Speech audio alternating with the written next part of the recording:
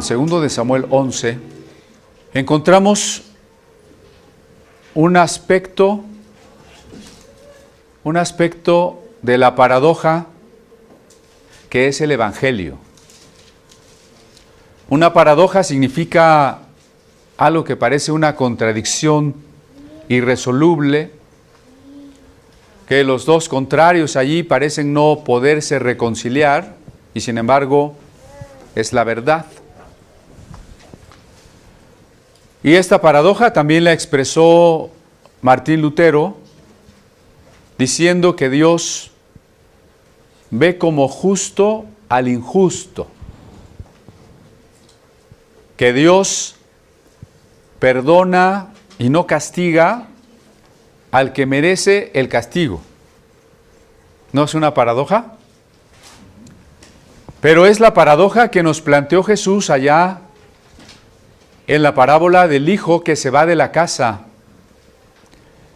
y que se volvió inaceptable.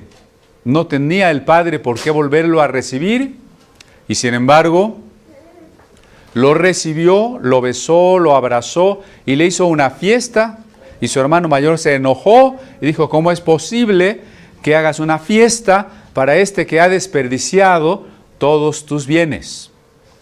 Esa es la paradoja o un aspecto de la paradoja del Evangelio, porque también Paul Tillich dirá que parte de esa paradoja es precisamente que el Creador se haya hecho criatura, que el infinito se haya hecho finito, pero que el justo o que el injusto sea convertido, sea visto por Dios en justo. Y cuando en la carta a los Hebreos se nos pone a David como un ejemplo de la fe, y llegamos al capítulo 11 del segundo libro de Samuel, parece que David no es tanto un ejemplo de la fe, porque tras haber trasladado el arca, ¿recuerdan aquella experiencia, no?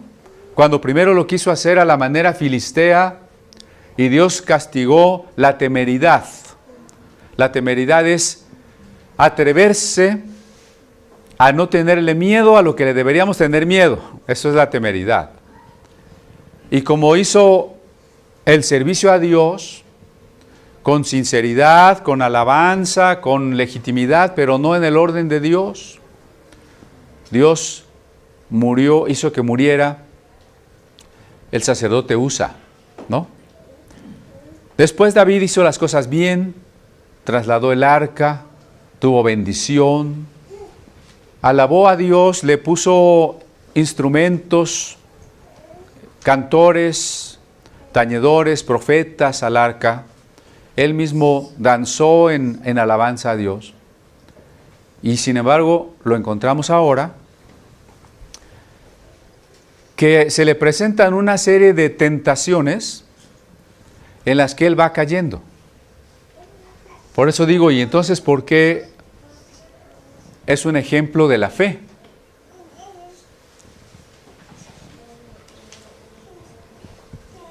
Vamos a esperar un momentito que se arregle la cámara. ¿Por qué decimos que David, o dice la carta a los Hebreos, que David es un ejemplo de la fe, si en este capítulo vamos a ver las fallas de David? Y precisamente cuando hablamos de la fe, estamos reconociendo que el que tiene fe, tiene fallas. En el ámbito evangélico no tenemos santos en aquel concepto de personas que siempre se portaron bien, que nunca fallaron en la vida. No tenemos ni San Abraham, ni San David, ni San Pablo, ni San Lutero, ni San Calvino. La Biblia, cuando nos presenta a los hombres que se encontraron con Dios y que son los testimonios de que Dios es un Dios redentor, cuando ellos creyeron las promesas, vivieron la salvación de Dios y son el testimonio de los hechos salvíficos de Dios, pero la Biblia también retrata las fallas, la realidad, la persona tal como es, y es precisamente la fe en la gracia. No es fe en lo bien que me he portado. No es fe en que yo no fallo, en que ya lo merezco, ya he sido tan bueno que Dios tiene que bendecirme, o aquella clásica pregunta de ¿qué he hecho yo para merecer esto? La gracia es inmerecida y la fe es aceptar la gracia inmerecida. En muchos sentidos, pues David no era un merecedor de la gracia, ni nosotros somos merecedores de la gracia, y mucho menos cuando le fallamos a Dios, ya conociendo a Dios. Porque a veces se dicen, bueno, sí, le fallamos a Dios cuando no conocíamos a Cristo, pero es que ya conociendo a Cristo no podemos fallar, y si fallamos es que no somos verdaderos cristianos. Ese no es el caso.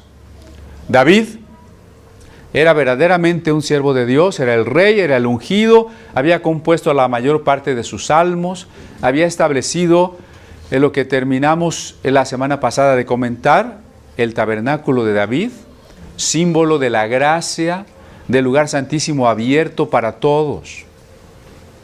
Y sin embargo, pecó, ¿no? Y sin embargo pecó. Leamos en el capítulo 11, verso 2, dice: acaeció que levantándose David de su cama a la hora de la tarde, paseábase por el terrado de la casa real, cuando vio desde el terrado una mujer que se estaba lavando, la cual era muy hermosa. Aquí está la primera o la segunda tentación, la primera y la segunda, ¿no? Probablemente la primera fue quedarse de ocioso, porque el primer versículo dice que es el tiempo en que los reyes salen a la guerra y que él se quedó en su casa, ¿no? ¿Es cierta la frase popular de que la ociosidad es la madre de todos los vicios? ¿No? Entonces, cuidado, ¿no? Aquí David está relajado, sin hacer aquello que tenía que hacer. Y paseando por el terrado de la casa, pues voltea a la otra casa vecina, no sé si queriendo o sin querer, y ve una mujer hermosa bañándose. Qué cuadro, ¿no? Tendríamos que explicar que el acto de ver a la mujer y sentir una sensación de agrado no es pecado. Es algo natural. Así que, hermano, usted no se sienta un bicho raro, ¿no? Diga, es que yo veo a las mujeres y siento bonito, ¿no sería un bicho raro? No, es normal, ¿no? En el caso de la mujer, el camino para llegar a la intimidad con el varón es otro, no es la vista. Por eso la mujer también es más difícil que entienda al hombre, ¿no? Cuando ve. Y no crean que estoy justificando al hombre, ¿no? Y que se ponga de ojo alegre, ¿no? Pero sí hay que entender que en el diseño divino, el inicio del proceso de la intimidad en el hombre se da a través de la vista. Es a través de la vista que se despierta el deseo. Y hasta allí es normal, porque es un acto biológico diseñado por Dios. Porque no podríamos andar con unas especies de, ¿qué se llaman? Que ponen a los caballos ahí, ¿verdad? O ver una mujer y sentirnos culpables. Al contrario, ¿no? Qué bueno que estamos sanos, que vivimos una vida normal, que podemos darle gracias a Dios por la belleza de la creación, incluyendo las mujeres, ¿no? El problema, cuando Jesús dijo algo a este respecto, es que el que mira a una mujer para codiciarla. Codiciar ya es otra cosa. Codiciar es querer que algo sea mío. Y muchas veces acomodé lugar, ¿no? Yo puedo ver un caballo hermoso y digo, ah, qué bonito caballo, pero no digo, yo tengo que tener ese caballo. Entonces eso sería codiciar, ¿no? Yo puedo ver una casa y de un hermano, ¿verdad? Y decir, no, yo voy a predicar de la ofrenda hasta que ese hermano me ofrende esa casa. Porque así se hace a veces. Déjeme decirle que sí sucede. Por eso cuando Samuel era viejo, ¿se acuerda que reunió a los ancianos y les dijo, yo nunca codicié y a nadie le pedí, ¿no? Entonces, pero la codicia es, en el caso de la mujer, no solamente haber sentido aquella sensación de agrado de su belleza, para lo cual, repito, estoy diseñado para disfrutar, porque el ojo manda una información al cerebro y el cerebro a las hormonas, y las hormonas, pues ya saben ustedes, ¿no? Pero si te pones a codiciar, quiere decir que David vio a aquella mujer y se regresó. ¿Qué es esto? ¿No? Y se quedó viendo allí. Y entonces, pues es normal que la excitación creció, el deseo creció, hasta convertirse en una codicia y una decisión de esa mujer la tengo que tener a como dé lugar, ¿no? Entonces ya llevamos ahí dos tentaciones, ¿no? La de la ociosidad y la de dejar que aquel impulso primero se quede. Es decir, jugar con la tentación es, no sé, como complicar la tentación. Había una fábula de Esopo, de un campesino que encontró en un día tan frío como este, una serpiente aterida por el frío, y le dio lástima y la guardó en su seno, y cuando la serpiente se calentó y se despertó, pues lo mordió, ¿no? Entonces cuando a la tentación la apapachamos y le decimos, no, pues sí, bueno, no pasa nada, yo sé poner límites, yo puedo jugar con fuego y no quemarme, al final de cuentas la serpiente nos va a dar una buena mordida, ¿no? Y entonces David pregunta, a ver, investíguenme quién es esa muchachona. Hasta ahí sí hay tentación y sí ya hay un paso de David indebido, pero todavía no es tan grave en la medida en que si le hubieran dicho, pues es una mujer soltera, no había tenido el obstáculo para añadirla al grupo de esposas que ya tenía. Pero fíjense lo que le informan en el verso 3.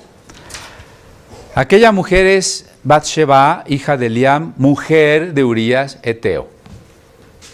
O sea que estaba casada, ¿no? Y tanto en la ley de Moisés como en las culturas, bueno, en la mayoría de culturas del mundo, pero en particular allí en el Oriente Medio, la mujer casada es algo totalmente prohibidísimo, ¿no? La mujer de otro. Proverbios le llama la mujer ajena, ¿sí? Los mandamientos son muy precisos. Por ejemplo, el mandamiento que dice no adulterarás, ¿no? Séptimo mandamiento, no adulterarás. Y el adulterio en ese concepto es tener la mujer de otro. Y el 10º mandamiento reiteraba y decía, no codiciarás la mujer de tu prójimo. Entonces cuando David se entera que ella es casada, y además casada con un hombre que a pesar de que no es judío, ha hecho una alianza con los judíos, los eteos, y que ha sido tan fiel que es ahora uno de los oficiales de su ejército. Entonces en ese momento David tendría que haber considerado, es casada, no quiero fallarle a Dios, no quiero quitarle a otro su esposa, además es un amigo, es un oficial mío que es muy fiel, suficiente para... Ahí se acabó la cosa. Pero no se acabó, ¿verdad? Y aquí es donde viene la siguiente tentación. Bueno, sí está casada, pero ¿por qué no? Como con Sansón, ¿no? ¿Por qué no una escapadita y no pasa nada? ¿Se acuerdan de ese engaño del diablo? No pasa nada. Cada vez que le digan, o usted piense, no pasa nada, que se le encienda el foco y diga, ahí está el diablo, ¿no? Ahí está el diablo. ¿Sí? Y entonces, cuando él se entera que está casada, de todas maneras decide estar con ella. Insisto, quizá en la suposición de que no pasaría a mayores más que la satisfacción de un deseo momentáneo. Envió David mensajeros, verso 4, y tomóla. Y así que hubo entrado a él durmió con ella. Purificóse luego ella de su inmundicia y se volvió a su casa. Es decir, David dice, bueno, pues tráiganmela. No sabemos si los mensajeros la obligaron o si ella vino más o menos de su voluntad. El texto no lo dice, parece que no, al menos no se dejó matar por no ir, ¿no? Eso sí es claro, ¿verdad? Fue. Y pues David tuvo intimidad con ella y satisfizo su deseo. Vivimos en una época donde se predica secularmente que el sexo debe ser libre, que no tiene nada de malo, que es tan natural como comer, si se te antoja pues hazlo. Y en la práctica eso están haciendo los jovencitos, ¿no? Los jovencitos van a una fiesta, van a un antro, con un poquito de alcohol, un poquito de drogas, se acuestan con quien sea, ni siquiera saben a veces el nombre, y ya ahora ya ni siquiera importa si es hombre o es mujer. Entonces, vivimos una época como la de la decadencia romana, cuando los apóstoles en su carta a las iglesias gentiles les tuvieron que decir, guárdense de idolatría y de fornicación. ¿Por qué? Porque el sexo mal usado es fornicación. No importa cómo sea, si no es dentro de el compromiso de una vida en común, es un pecado. Y es un pecado, en primer lugar, porque utiliza a la persona como un medio para satisfacer un deseo. Es decir, el joven que le dice a la muchacha, si me quieres, pues vas a tener que acostarte conmigo, porque si no es que no me quieres, y no están casados, no está pensando en ella como persona que debe llegar a realizarse, que debe vivir lo mejor que se pueda de la vida, solo está pensando en cómo convencerla para que ella satisfaga un deseo de él. ¿Sí vemos que es un deseo egoísta?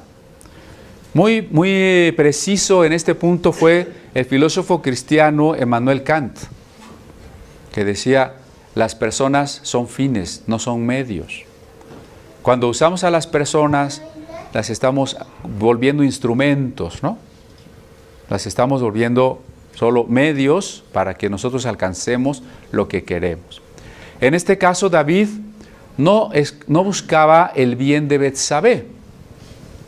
Como dice Corintios 13, el amor no busca lo suyo, el amor no es egoísta, el amor se goza del bien, ¿no? Pero David no buscaba el bien de Betsabé, ¿o sí? Él dijo, yo quiero que Betsabé sea feliz, yo quiero que Betsabé conozca más a Dios, tráiganmela. No, David solo quería satisfacer un deseo, ¿no? Ahora, los deseos son controlables. Si no, no sería pecado seguir nuestros deseos, ¿no?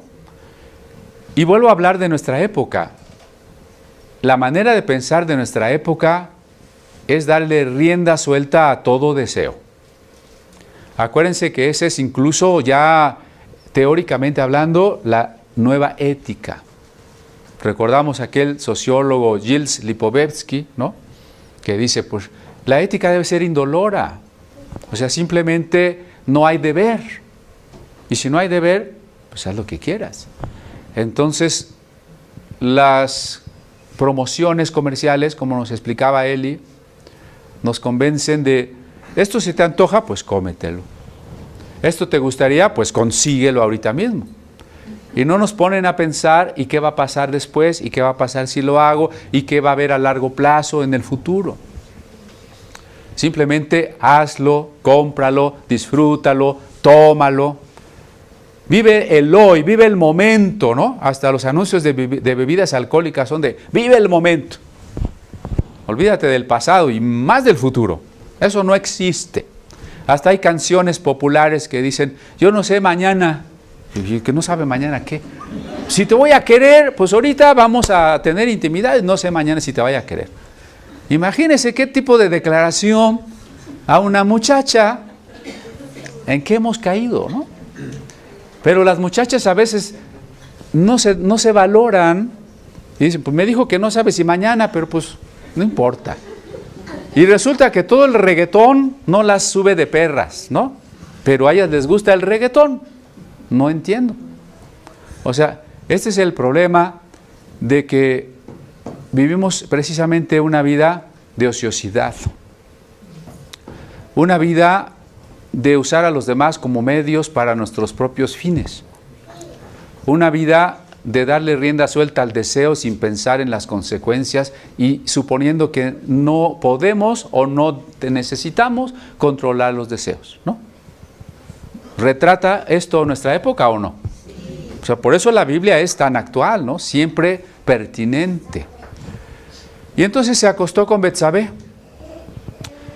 La frase que sigue es de difícil traducción. Algunas Biblias traducen que después de la menstruación ella se fue a su casa. Creo que no es una buena traducción. Creo que la idea es más bien que desde los tiempos de la peregrinación por el desierto y para evitar epidemias, Dios les había dado, a través de la herencia que ellos tuvieron de la convivencia con los egipcios, ciertas medidas profilácticas, como lavarse después de tocar un cadáver, después de tener relación sexual, después de tocar una ropa de alguien con lepra, etcétera, ¿no? Y entonces el mandamiento era simplemente esto es puro y esto es impuro, porque la gente no sabía que existían los microbios. Imagínense que Moisés hubiera dicho, pues hay las bacterias gram positivas y el estafilococcus aureus y todo eso. Nadie hubiera entendido nada. O sea, simplemente en tales circunstancias te lavas, serás inmundo hasta el día siguiente. Y es el caso que Betsabé, pues al día siguiente se purifica, se va a su casa, ¿no? Y hasta allí parece que el diablo tenía razón. No pasó nada. Sin embargo, y eso ya lo hemos comentado, la relación sexual, como muchas otras decisiones en la vida, tiene implicaciones, queramos o no, lo sepamos o no. Parte del engaño del diablo al decirnos no pasa nada es que supongamos que algo es trivial, intrascendente, sin importancia. Y no lo es. Y la realidad es que no podemos medir hasta dónde pueden llegar las consecuencias de algo. Usted no puede estar seguro, y me voy a ir al extremo, ¿no? Usted no puede estar seguro que por esta sola única vez con esa persona que se veía tan limpia y tan decente, se le pegó el SIDA, ¿no? Ahora, y no estoy diciendo que nada más usted no fornique por miedo al SIDA, porque entonces otra vez me regreso a Immanuel Kant, que diría, si tú no haces algo malo por miedo a las consecuencias, eso ya no es ético, ya es un cálculo de conveniencias, ¿no? Pues no me conviene, pues no lo hago. Entonces, ¿dónde está la ética allí? Es pura conveniencia. Es más bien el saber que algo es lo que Dios quiere o no quiere. Es realmente saber si algo procede o no procede del amor. No es la consecuencia lo que me da miedo. El temor de Dios tiene que ver más con comprender la manera en que se relaciona con el amor, ¿no? Pues obviamente que David no pensó nada de eso. Y sí supuso que una vez que satisfizo sus deseos, todo había terminado allí y nadie se enteraría. Pero, que los pecados tienen consecuencias, ¿no? Y concibió la mujer, verso 5, y enviólo a hacer saber a David, diciendo, yo estoy embarazada. Ahora sí se complicó la cosa. Porque si no hubiera estado embarazada, probablemente no se enteran más que los mensajeros que la trajeron, que además eran sus cuates de David, y les dio una lanita para que no dijeran nada, ¿verdad?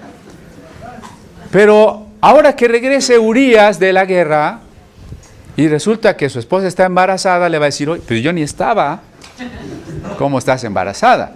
¿No? Y ella iba a tener que decir, ¿fue David? Y recuerden que el adulterio era penado con lapidación, es decir, los adúlteros debían ser apedreados hasta morir. Eso significaría para David, en primer lugar, la deshonra, ¿no? Imagínense las últimas noticias, extra, David adulteró, ¿no? El rey, o sea, la deshonra. Significaba la pérdida del trono, Y con ello la pérdida del poder, de la riqueza, de todos los privilegios y deleites de ser el rey. Significaba el escándalo para el pueblo en la medida en que lo veían como el ungido, ¿no? Fíjense lo terrible, el ungido es. Está fuerte, ¿no? Y además significaba que lo mataran.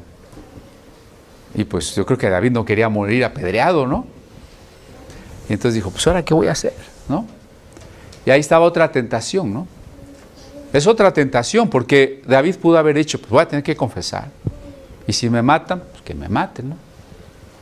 Pero en vez de eso, dice, tengo que seguirlo escondiendo, ¿no? Es como con las mentiras. Alguien dice una mentira y cuando ya está por descubrirse esa mentira hay que decir otra más grande y después es una maraña de mentiras donde la gente ya no puede distinguir, el que las dice las mentiras, ya no puede distinguir entre la realidad y la fantasía, ¿eh? O sea, hay una enfermedad psicológica de tanto mentir, en eso desemboca. La persona hace su propia interpretación del mundo, su interpretación del pasado y todo lo cuenta como no fue. ¿Y dónde empezó todo? Porque empezó a decir mentiras, ¿sí? Y entonces David dice, pues ¿qué voy a hacer? Voy a mandar traer al marido para que esté con ella y entonces cuando nazca el niño, pues piense que es suyo, ¿sí? El versículo 6. Entonces David envió a decir a Joab, envíame a Urías Heteo, y enviólo Joab a David, y como Urías vino a él, preguntóle David por la salud de Joab, por la salud del pueblo, y asimismo de la guerra. O sea, la simulación, no pasa nada. Después dijo David a Urías, desciende a tu casa, lava tus pies, y saliendo Urías de casa del rey, vino tras de él la comida real. O sea, para que Urías no sospeche, ¿verdad? Te mandé traer para que me des informes de la guerra. O sea, te estimo tanto que yo quiero que tú me des los informes de la guerra. Ah, bueno, ya me los dice. Bueno, ve a tu casa, báñate, descansa, te voy a mandar parte del banquete real y unos vinitos para que pues te animes ahí con tu esposa, ¿verdad? Pero Urías llegó a la casa y dijo, bueno, perdón, aquí lo dice.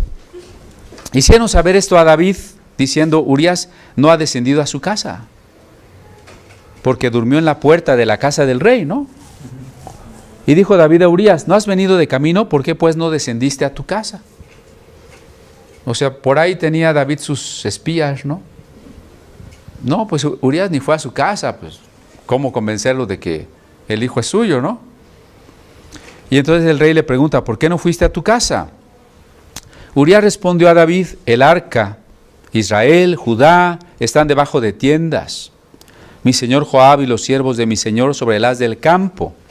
¿Y había yo de entrar en mi casa para comer, beber, dormir con mi mujer? Por vida tuya y por vida de tu alma que yo no haré tal cosa. Contraste este verso 11 con el verso 1. El verso 1 dice que los reyes salieron a la guerra y David mandó a Joab y a sus siervos, ¿no? Pero él se quedó en la casa. Entonces, ese es el problema de los políticos. Los políticos nos van a decir que nos apretemos el cinturón porque es necesario otro poquito de inflación, pero ellos no se aprietan el cinturón, más bien se lo aflojan porque cada vez están más panzones, ¿verdad? Los políticos que mandan a la guerra y hasta los ministros que mandan a la gente a la guerra, como a la guerra cristera, pero pues ellos no se van a ensuciar las manos, ellos se van a quedar tranquilamente disfrutando de la vida, ¿no? Ahí estuvo el primer problema de David, ¿no? Se empezó a volver un político mexicano, ¿no? El contraste con Urías es que dice, yo no voy a ir a disfrutar olvidando la solidaridad, mientras los demás están en guerra, en campaña, sufriendo penurias, pues yo con qué comodidad, con qué tranquilidad voy a ir a mi casa como si no hubiera guerra. David dijo a Urías, estate aquí aún hoy y mañana te despacharé. Quedóse Urías en Jerusalén aquel día y el siguiente. Y David lo convidó e hízole comer y beber delante de sí hasta embriagarlo. O sea, ahí hay otro pecado, ¿no? O sea, ya le vamos sumando muchos pecados a David, ¿no? O sea, tomar una copa de vino no es pecado. Aquí celebramos la Santa Cena con vino, ¿no? A pesar de que pues por ahí de repente espanta, ¿no? El pecado es embriagarse. Y embriagar al otro, pues también es pecado. Y embriagarlo para aprovecharme de él, más pecado, ¿sí? Y entonces lo embriagó. Pero a pesar de eso, cuando David le dice, pues ve a comer, a beber y a dormir con tu mujer, o sea, ya más claro no podía ser ese David, ¿verdad? Urías contesta, por vida tuya y de tu alma que yo no haré tal cosa. Y es porque el alcohol solo puede sacar lo que realmente está en el corazón. Cuando la gente se justifica de algo malo que hizo y dice que estaba borracho, la verdad es que eso no le justifica, porque el borracho no come lumbre, ¿verdad? Porque el borracho no va a hacer nada que realmente no esté en su corazón. Lo único que sucede con el alcohol es que quita la inhibición y puede hacer lo que siempre ha querido hacer. Por eso, aunque Urías estaba borracho, lo que se manifestó fue la pureza de su corazón. Y dijo, no voy a ir a mi casa, ¿no? Entonces, no es excusa, ¿eh? No, pues es que yo ni me acuerdo de lo que hice. Falso. Bueno, venida la mañana escribió David a Joab una carta. Y escribió en la carta, poned a Urías delante de la fuerza de la batalla y desamparadlo para que sea herido y muera. Vean cómo se va complicando cada vez más la cosa, ¿no? Primero nada más me quedo de flojo, después ya se me antojó una muchacha, después tiene que ser mía, luego no pasa nada, pues se me embaraza, luego pues voy a endilgársela al marido, luego emborracho al marido, no, pues voy a tener que matar al marido. Fíjense, precisamente el deseo de no perder el poder, de no perder la riqueza, de no pasar la vergüenza, de no confesar, de no vivir la humillación, querer evitar todo eso, querer evitar las consecuencias del pecado. Pero las consecuencias del pecado no se pueden evitar. Dije que este episodio nos muestra a Dios y la paradoja de que Él justifica al injusto. Pero eso no significa, bueno, entonces pequemos.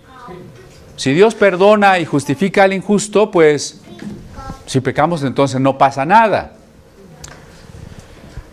Pablo llegó a ser calumniado así, ¿no? Como Pablo dice que donde abundó el pecado, sobreabundó la gracia, pues pequemos más para que haya más gracia. Pero Pablo no decía eso, por eso digo fue calumniado. También nosotros hemos sido calumniados por alguien que dice que lo que predicamos es licencia para pecar. No estamos predicando licencia para pecar. La gracia no es licencia para pecar. No deberíamos pecar. Eso no significa que algún día digamos que Dios no nos puede perdonar. Dios siempre nos va a perdonar. Pero el hecho de que nos perdone no le quita a los pecados las consecuencias. ¿Acaso cuando David recibió la noticia de que Betsabé estaba embarazada, dijo, Señor, perdóname, ahorita mismo voy a escribir el Salmo 51, pero por favor, desaparéceme este niño? Y Dios dijo, pues sí, pobrecito David, ya no hay embarazo. ¿Fue el primer aborto provocado de las feministas? No. Las consecuencias no se pueden quitar. Si usted comete un delito y le pide perdón a Dios, Dios lo perdona. Pero si usted tiene que ir a la cárcel, pues tiene que ir a la cárcel, ¿no? Y todo lo que usted tenga que sufrir, sea una enfermedad, sea el daño que le hizo a su cuerpo, sea la manera en que destruyó a su familia, sea el dinero que perdió, sea el tiempo que perdió, sea la vida que perdió, las consecuencias no se pueden evitar. Y yo creo que no queremos sufrir las consecuencias, ¿verdad? Pero ante todo, y ya lo mencionamos, si amamos a Dios, no queremos ofender a Dios, ¿no? O sea, cuando usted ama a alguien, no quiere lastimar a esa persona y que esa persona sea herida, ¿no es cierto? Si realmente, por ejemplo, un esposo ama a la esposa o viceversa, pues hay cosas que no hará porque dice, voy a lastimar a la persona. Y no me gustaría que estuviera enojada conmigo, o no me gustaría provocar su tristeza, sus lágrimas, ¿no? Entonces, de la misma manera, amar a Dios es decidirnos a no pecar, ¿sí? Pero David siguió cayendo en esta espiral de complicaciones, de tentaciones, porque ahora la nueva tentación es, pues si no puedes armar un engaño para que la gente suponga que el hijo es de Urías, pues mátalo. Vean cómo el diablo es tremendo, ¿no? Si la primera tentación hubiera sido, mata a fulanito, pues David no cae. Pero las tentaciones son progresivas, conforme las cosas se complican. Y entonces David no lo va a matar de manera directa, lo cual a lo mejor debe ser terrible, ¿no? Tomar yo mismo un cuchillo en la mano y ver cómo sale la sangre, o darle un balazo y ver cómo salpica todo el cerebro, pues, a lo mejor no es algo que me gustaría hacer, o no me atrevo a hacer, ¿verdad? Pero había otro camino. Pues están en la batalla, mándalo al frente y luego déjalo solo para que muera. Y efectivamente, así sucedió.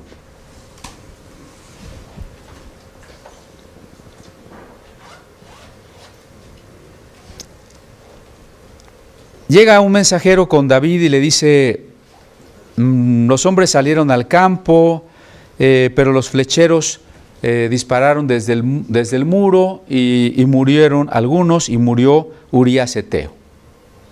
El mensajero no sabe, solo le dijeron, ve y dile al rey lo que pasó, pero dile que murió Urías. Y entonces, en el verso 25, David le dijo al mensajero, dirás así a Joab, no tengas pesar de esto, que de igual y semejante manera suele consumir la espada. O sea, ya se murió, pero no pasa nada.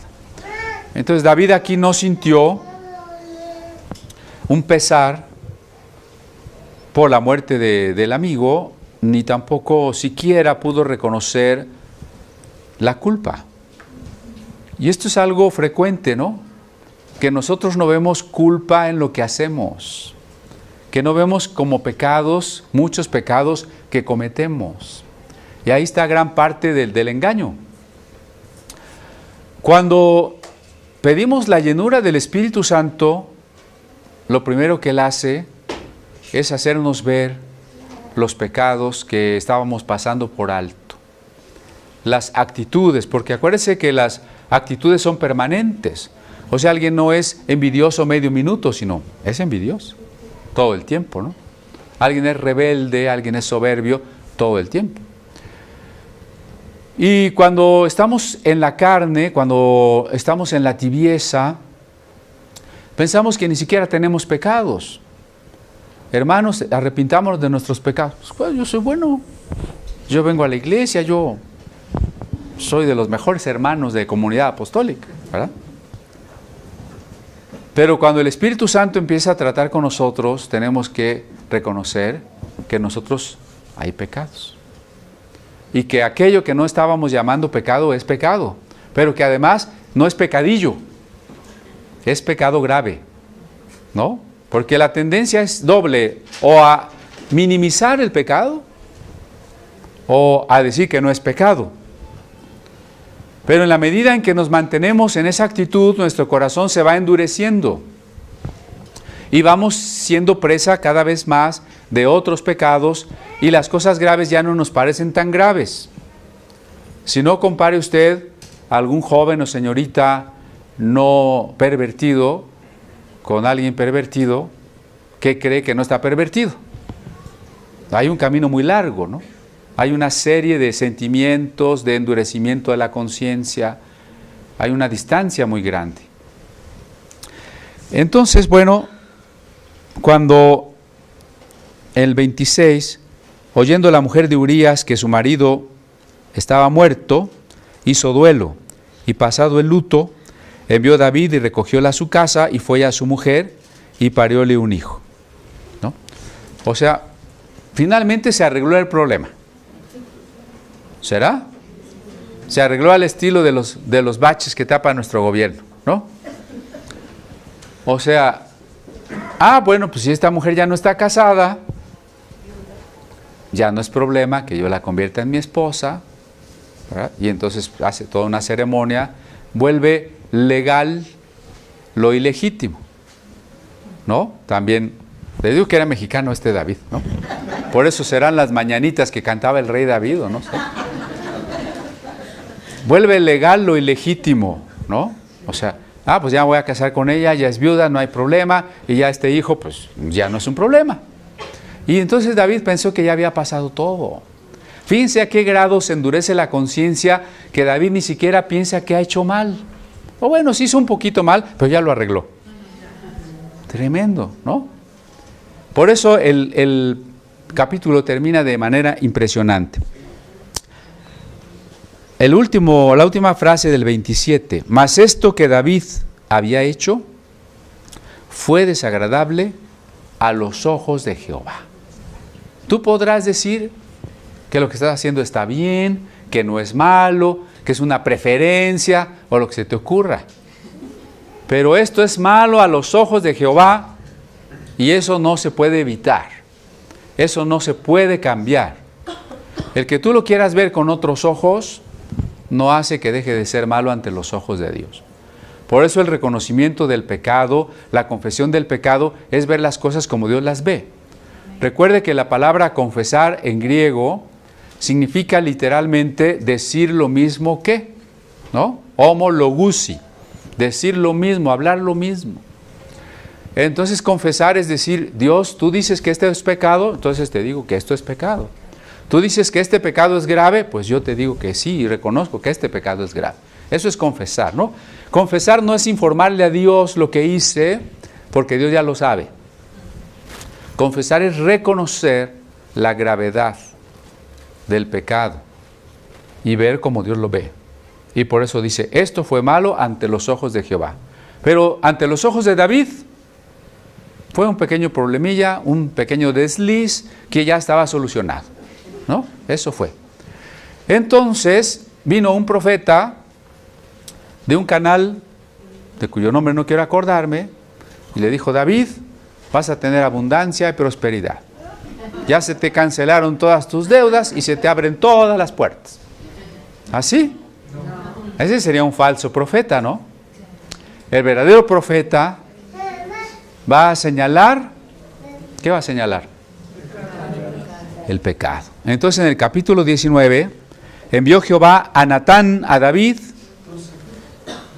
12, gracias. Vino Natán a David, el profeta Natán. Y Natán viene y le cuenta una parábola, ¿no? La parábola es una ficción. La ficción no es una mentira.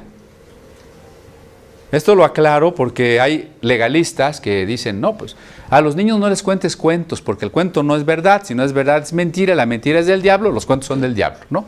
Esa es una falacia. Hay cosas que no son verdad en sentido literal, son ficciones, pero el mensaje que tienen es verdadero. Así Natán viene y da una parábola. Dice, fíjate que había un hombre que tenía muchas ovejas, era muy rico, y tenía un vecinito pobre que nomás tenía un borreguito, una borreguita. Pero esa borreguita, él la quería tanto, como usted a veces quiere a su gatito, a su perrito, ¿verdad? Que se duerme en la cama, que le da de comer en la boca, que lo lleva a la peluquería y todo eso. La quería mucho a su ovejita.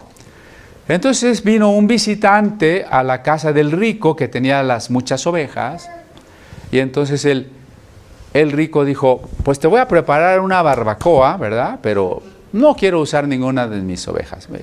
¿Saben qué? Tráiganle la oveja del vecino. Y le arrebataron la oveja al vecino y le hicieron barbacoa, aquella oveja tan querida, ¿verdad? Y con eso el rico atendió a su visitante oye rey, tú que estás aquí para juzgar, ¿qué dictaminas? ¿Cuál es tu sentencia sobre este hombre que hizo tal cosa? Y David, pues, porque en el fondo no se pierde la noción de justicia, se levantó muy enojado, ¿no? Y dijo, ese hombre tiene que morir. Y antes tiene que pagar 4 ovejas por la oveja que quitó. Ah, pues está muy bien, dice Natán, me parece muy bien. Pues fíjate que ese eres tú. Tremendo. Ese eres tú porque tú tenías las esposas que Dios te entregó y pues tenías toda la oportunidad de manera normal, legítima, satisfacer tus deseos sexuales, ¿no? Pues los deseos sexuales son normales. No vaya usted a pensar que es un demonio. Porque sí, una vez una hermana me dijo, pastor, ore por mí. ¿Por qué? Para que se me vaya el demonio de deseo sexual. Le digo, ese no se va. Ese no es demonio. Lo que tiene que hacer es casarse, ¿verdad? Sí. Pero David tenía sus esposas, entonces él podía haber satisfecho sus deseos bien, sin problema. Pero cuando vino el visitante, y el visitante es el deseo, ¿no?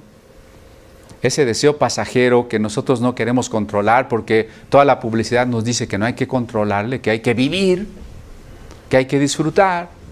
Entonces David dijo, pues tráiganme la otra oveja, ¿no? Yo ya tengo muchas, pero ahorita no se me antoja ninguna de estas. Es curioso, pero así funcionamos. Queremos lo que el otro tiene, ¿no? Ahí está el niño con un montón de juguetes, pero quiere el juguete del otro niño. ¿Verdad? Dicen que el jardín de la casa vecina es más verde que nuestro jardín.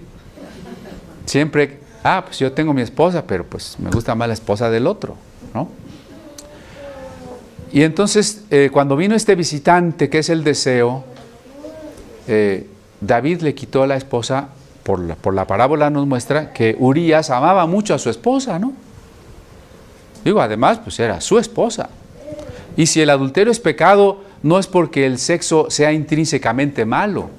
La Biblia no es un libro gnóstico que condene el cuerpo, que condene la sexualidad.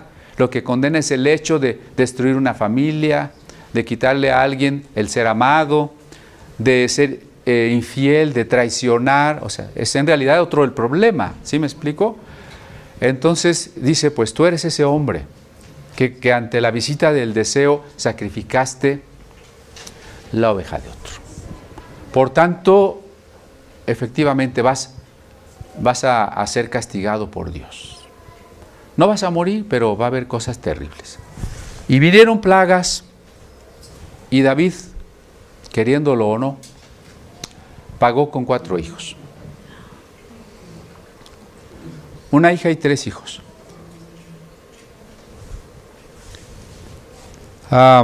Dice en el versículo 10, por lo cual, ahora no se apartará jamás de tu casa la espada, por cuanto me menospreciaste. ¿Ven? O sea, ahí hay consecuencias. ¿Hay consecuencias del pecado o no? Sí. Y no es porque Dios esté solazando en decir, ahora vas a ver lo que te voy a hacer, sino porque en el orden del cosmos que Dios ha creado, y la palabra cosmos quiere decir orden, insertar el desorden es remover los poderes del cosmos y sufrir sus consecuencias. Tú usaste la espada para matar a alguien, no se apartará de tu casa la espada. ¿Contra quién es básicamente el pecado? Sí, es contra el prójimo, por supuesto. Pero al ser contra el prójimo es también contra Dios. Por eso dice aquí, me menospreciaste. Hemos estado insistiendo en tener a Dios en primer lugar, ¿no? Toda esta literatura profética así lo dice. ¿Se acuerdan cuando se le dijo al profeta Elí? Al que me honra, le honraré. Y al que me desprecia, lo haré vil, ¿no? Y se le dijo a Saúl, por cuanto despreciaste la palabra de Dios, desechaste la palabra de Dios, yo te he desechado a ti. Ahora hay otra frase parecida, ¿no?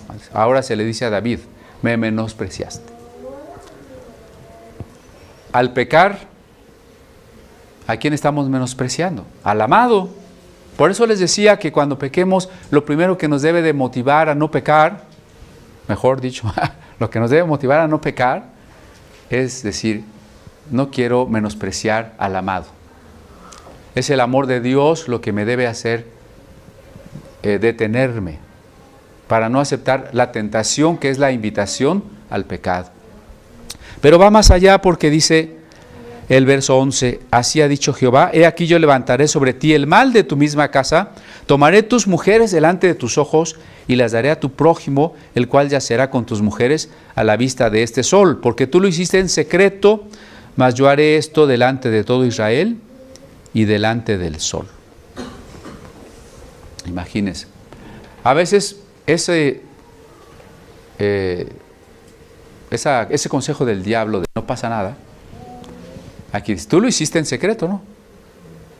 Pero lo que tú haces en secreto, y lo dirá Jesús también, se publicará desde las azoteas, ¿no? Y sí, muchas veces estamos súper convencidos de que lo que hacemos no se va a saber. Pero sí se va a saber. Tarde o temprano se va a saber. Y va a ser peor, ¿no? Entonces, andando el tiempo, precisamente uno de estos hijos de David con los que murió y con los que él pagó esos cuatro veces la oveja, antes de morir se rebeló contra el padre y se acostó con las esposas de David en la azotea del palacio. Y acuérdense que las azoteas eran el lugar de la vida cotidiana porque ahí hace mucho calor, ¿no? Fue tremendo. El hijo que tuvo David, del que se embarazó Betsabé, murió. Sus otros hijos murieron, su hija fue violada, sus mujeres fueron violadas, el pueblo, mucha parte del pueblo se le rebeló, y hasta la época de Jesús vemos que la dinastía davídica sufre luchas, sufre guerras, no se apartó nunca la espada. Es decir, hay, insisto, grandes consecuencias del pecado. Pero comencé diciendo que Dios justifica al injustificable, ¿no? Cuando David reconoció el pecado, conste que fue necesario que viniera el profeta a mostrárselo, ¿no? Ojalá la luz de la palabra de Dios a nosotros nos haga reconocer nuestro pecado y no tener la necesidad de que un día venga un profeta. Y lo malo es que escasean los profetas porque nada más andan diciendo de prosperidad, ¿no? Cuando vino el profeta, David se arrepintió y compuso el Salmo 51. Vamos al Salmo 51, que dice: ten piedad de mí, oh Dios, conforme a tu misericordia, conforme a la multitud de tus piedades, borra mis rebeliones. O sea, se pide perdón a Dios, no por lo bueno que he sido. Dios, acuérdate que yo fui, que yo hice, que yo maté a Goliat. No usa esos argumentos, sino por tus misericordias, por tu piedad, ¿no? Lávame más y más de mi maldad y límpiame de mi pecado, porque yo reconozco mis rebeliones y mi pecado está siempre delante de ti. En otro versículo de los Salmos también, David confiesa que, o nos platica que, mientras escondió el pecado, se angustió, se enfermó, se debilitó. A pesar de decir no es pecado y no reconocer el pecado no confesado hace su trabajo. Es que si usted barre y echa todo abajo del tapete, la basura está allí, ¿no? Y los microbios y todo finalmente va a salir. El pecado no confesado, es decir, negar que algo es pecado y resistirnos a reconocer que es pecado, nos va a traer tristeza, angustia, enfermedad. Enfermedad, cuando la enfermedad es resultado de la depresión y de la neurosis. No estoy diciendo que si tiene unas amibas es porque pecó, ¿no? Pero dice David, pero cuando confesé, entonces fui aliviado, ¿no? Y entonces David confiesa y Dios lo perdona y Dios lo restaura. Y esto es muy importante, ¿no? Porque decía que muchos de nosotros hemos tenido nuestras tentaciones, hemos tenido nuestras caídas, nuestros pecados, pero también tenemos que predicar con toda la certeza del amor de Dios, la restauración que Él quiere hacer de nosotros. Si dijéramos desde ese momento que David pecó, quedó claro que David ni siquiera nunca había conocido a Dios, era un falso cristiano, ¿verdad que no? Era un siervo de Dios. O si el texto dijera, bueno, después de que David pecó vino otro rey y ya David nunca más se supo de él. Pero Dios es un Dios que restaura. Así que tenemos que tomar ese camino. Para que Dios nos restaure tenemos que reconocer que el pecado es pecado. Tenemos que dar tiempo a que nuestro espíritu se vuelva a levantar, a que seamos renovados en el gozo de la salvación. Tenemos que asumir las consecuencias que han de venir de todas maneras. No hay otro camino. Pero al mismo tiempo tenemos que aceptar plenamente el perdón de Dios y, como Samson, ¿no?, esperar que nos crezca el cabello y que la fuerza vuelva para volver a hacer la obra de Dios. Lo mejor sería no pecar. Hijitos, dice San Juan, esto les escribo para que no pequen. Pero si alguno hubiere pecado, abogado tenemos para con el Padre, a Jesucristo el justo. No pequemos porque David sufrió mucho. No pequemos porque David tuvo tentaciones, las aceptó y vino otra y otra más grande y más complicada, hasta llegar a algo que él nunca seguramente se imaginó, que él iba a ser un asesino. Él nunca pensó ser un asesino. Pero el pecado nos puede llevar hasta donde no tenemos idea. Pero si ya nos hemos arrepentido o si hoy quisiéramos arrepentirnos, pensemos que Dios nos restaura. Y si David es un ejemplo de fe para la carta a los Hebreos, es también por este episodio donde pudo creer en el perdón que Dios ofrece a pesar de nuestros grandes pecados.